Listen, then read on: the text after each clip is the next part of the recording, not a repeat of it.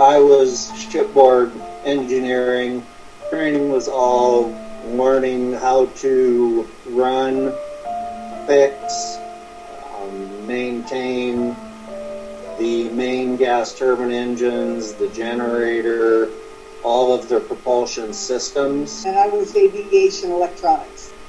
My training was all on how to fix, repair, maintain, and even help build in a couple of cases aviation electronics, what they call the black boxes. When an airplane goes down and they're looking for the black boxes, all of that equipment that goes up there with the pilots and the navigators, that's the equipment that I worked on. So I was Marine Corps infantry. It was rough. It was a culture shock. I went from doing whatever I wanted to do to being told how and when to put on a sock, when I was allowed to go to the bathroom, when I was allowed to eat. So it was a big culture shock. They beat you down to nothing and then they build you back up again. I did Orlando, my boot camp in Orlando, and then I did my training in Millington, Tennessee, right outside of Memphis. I went down for advanced training to New Orleans, and then I was stationed out in Fresno, a place called Lemoore, outside of Fresno, California. And that's where I got out. My career started out in San Diego, went to boot camp there, went to Great Lakes, Illinois for training. From there, I went to what's called pre-commissioning. There, over my 5 years on board, we hit 6 of the 7 seas. We were 50 miles from the 7th of the 7 seas. Just about every place in the Mediterranean. Went through, we've been up in the North Atlantic. We went through the Suez and the Panama Canal. And our area was the southern Philippine Islands, which was a hotspot for terrorist training grounds. In the Philippines, they loved us there. That was really interesting, was down in the Philippines, because we would do patrols through the different areas, and the villages were just literally palm huts. They were made of bamboo and palm leaves. That was what the buildings were made out of, the homes in the villages. But the villagers loved us, and they would have big feasts when we were there. They would slaughter pigs and sheep and all that stuff, and make these amazing meals. And it would, as a platoon, we would probably throw in a couple bucks each, and that was a fortune to these villagers. They would. Literally, it was $5-10 for a pig.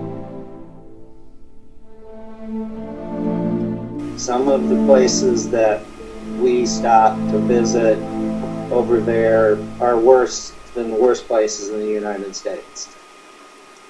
If you haven't served in the military, this really angers people who haven't ever served.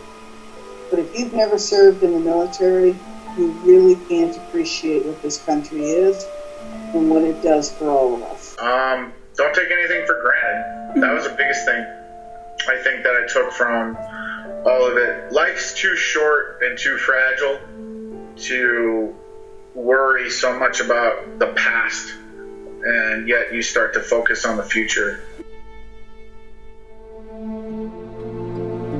In civilian life, you don't like your job, you just quit. You just go on to the next one. Mm-hmm. Well, you work with the military, it's not quite that easy. You still have to do your job, and you're pretty much, there are ways to get out now that didn't exist when we were in, but it takes time, and it still takes paperwork for you to get out. So you've made a commitment. It's kind of a marriage.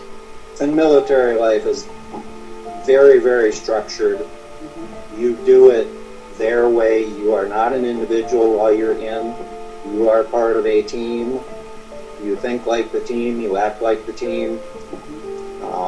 In the civilian world, it isn't that way. Everybody has their own individual ideas about how to do things, when to do it, what to do it.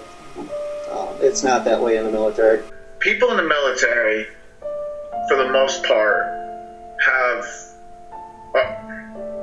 we're trained to have a sense of honor and a sense of commitment, something to where we must provide a service in order to be rewarded or be given something. You don't see that so much in the civilian sector as much anymore. I think people have gone away from that. It's more of a, I deserve this because I am who I am, where a lot of military people, they think more of, I need to provide this so that I can receive food or money or shelter or something like that. In those days, women were not allowed on board a ship, not to be stationed on a ship.